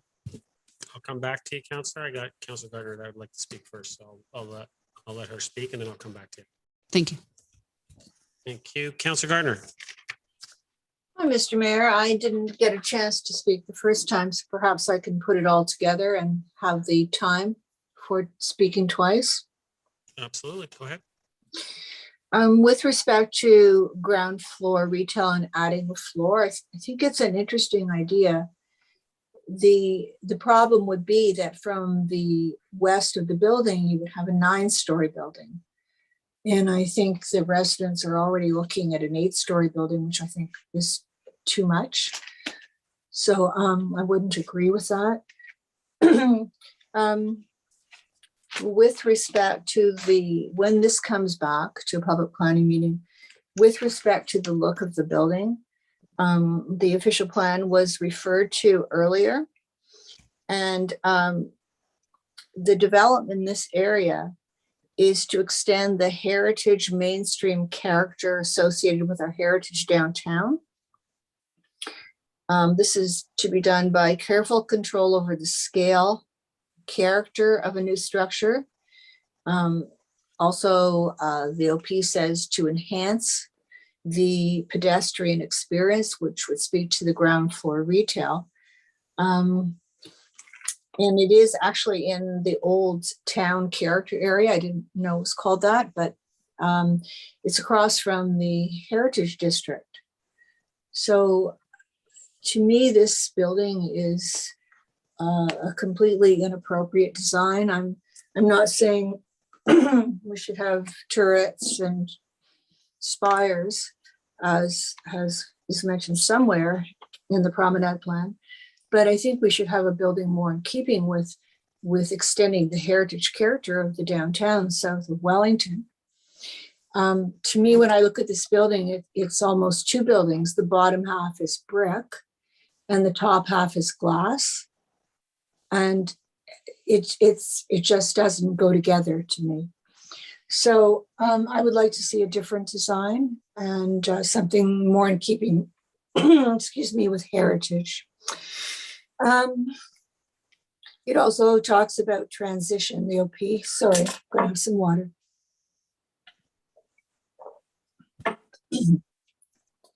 The OP talks about transition to the residential beside it.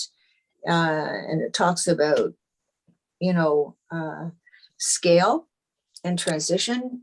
And to me, this transition of 8 stories it's just not appropriate for the area west. The design review panel had some great suggestions, including having more landscaping on Yonge Street. Mr. Waters, how could we put more landscaping on Yonge Street? From what I see and from the information you sent me, the building or the apartment area begins right at the sidewalk. Like it's the road, the sidewalk, and then I think the developer mentioned patios or terraces. So to have absolutely no room for any plantings there, I mean, it's totally out of keeping with both the promenade plan and the OP. The design review panel was also talking about the west side. The developers provided a 1.5 landscaping strip between the driveway area and the homes to the west. And our zoning bylaw says it has to be 3 meters, because if we don't put in 3 meters, we don't have a chance to grow, a tree of substance. And especially as this is right abutting a home, I think that the design review panel is right on there. And I know your staff is looking at that.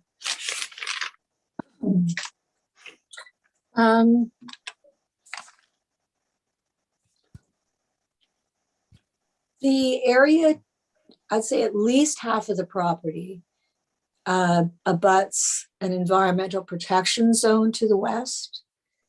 There's almost no discussion in this report about having a building of this size right up against an environmental protection zone. And they also have the snow storage there. And we know from past experience that you can't, the salt in that snow storage, in that snow, will leach into the environmental protection area. We can work with phosphorus, but apparently we can't work with salt. So that could be that has to be taken care of. Either it has to be moved. Also, with respect to that west area, is there going to be some sort of noise attenuation? Because the development really is right up against the residents to the west. Is there going to be any kind of noise attenuation or a barrier of some sort of beautiful structure that is going to help the residents that are at ground level all along that street not see right into this development? The trees would help, but I think there also needs to be more than that, because the trees won't be very large when they start to grow. With respect to the development to the south, is there any, I think the border is 0 meters. So through Mr. Mayor, what would that look like if there's 0 meters up against the stacked townhouses? I mean, I've never seen anything with 0 meters. So, Mr. Waters? Through you, Mr. Mayor, I believe the setback between the existing townhouse development and this new development, I believe it's a 2.5 to 3 meter setback. And Stephen, Mr. Core can confirm that for me. I believe that's in the report. Councilor? okay, I thought I thought your chart said 0.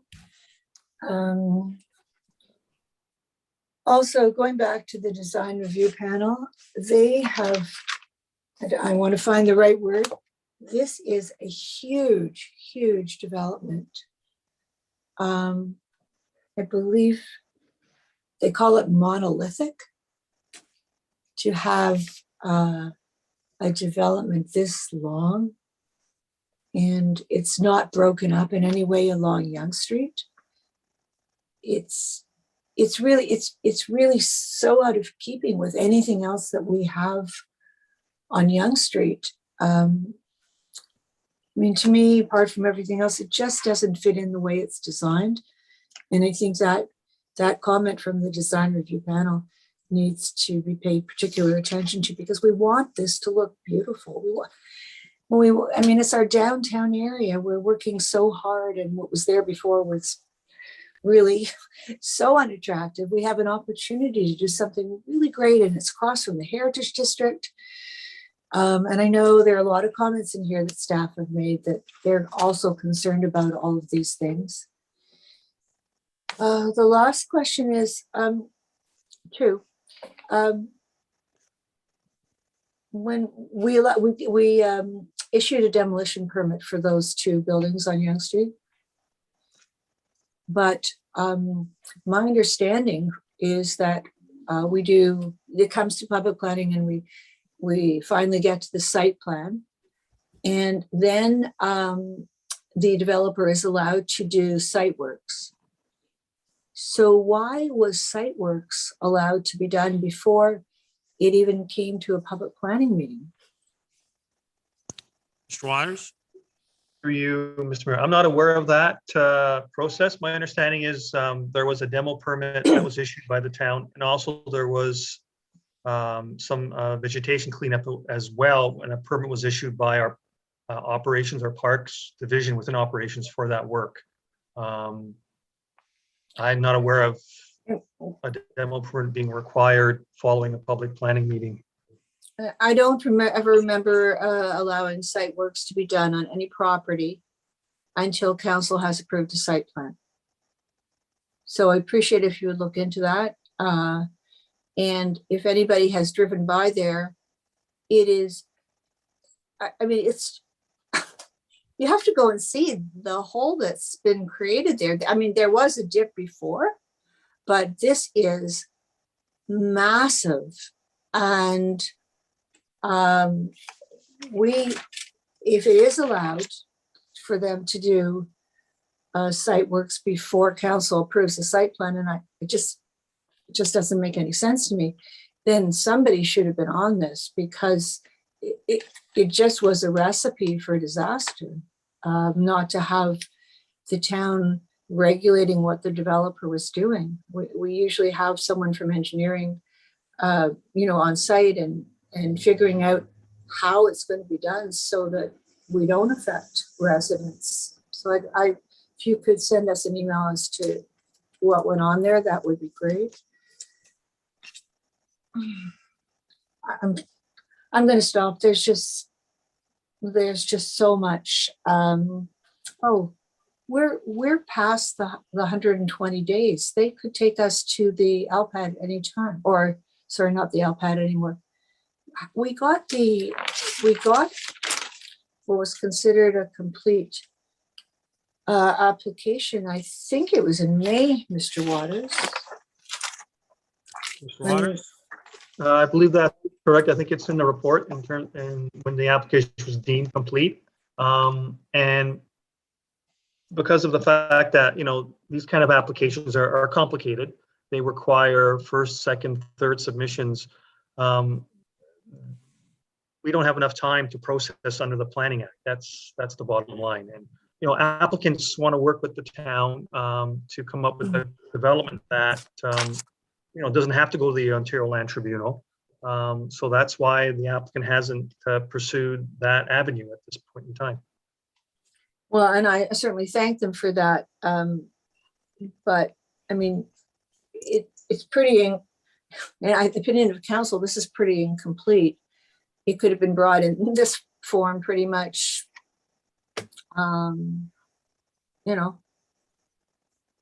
within the time limit is what I think. Anyway, that's all for now. Thank you. Counselor, just as your recommendation, I allowed you to go 10 minutes for the 2 times. So you just hit the 10-minute mark. So just letting you know. So I could continue. Well, I think Well, everybody. no, you hit 10 minutes already. You just. But don't we get 20? No, you get 5 minutes each time to speak. 5 minutes and 5 minutes. Yes. Okay. So I gave you 10 because you said you wanted to just speak both times. Thank you. You're welcome. Are there any other comments or questions at this time?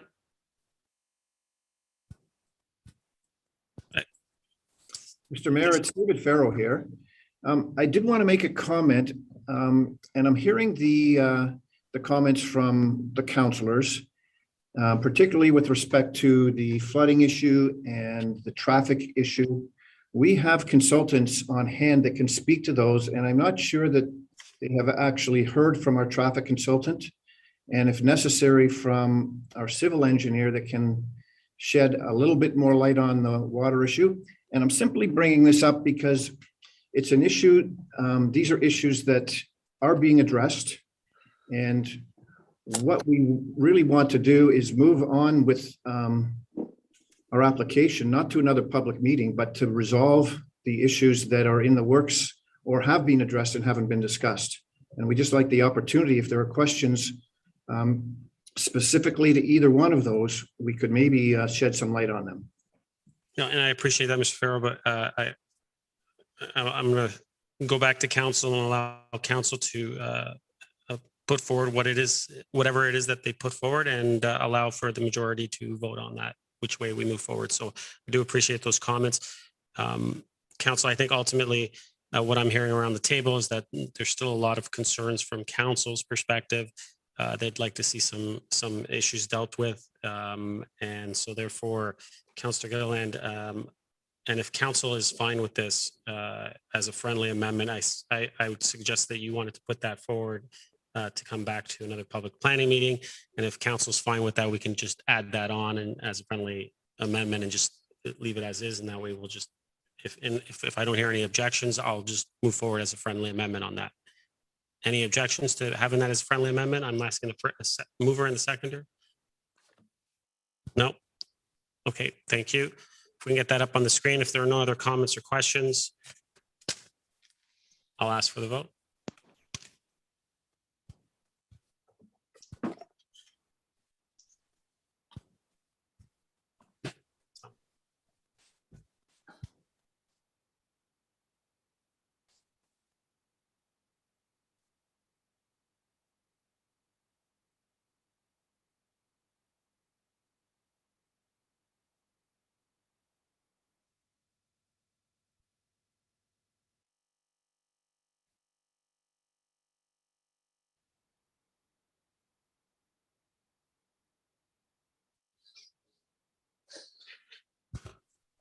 Councillor Gartner and Councillor Humphreys. Councillor Gartner, I'll start with you. Your vote?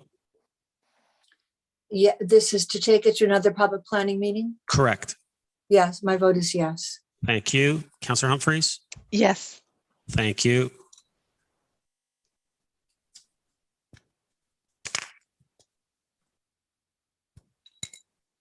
That carries. Confirming bylaw. Someone like to move that? Councillor Kim, Councillor Gilliland. Call the vote.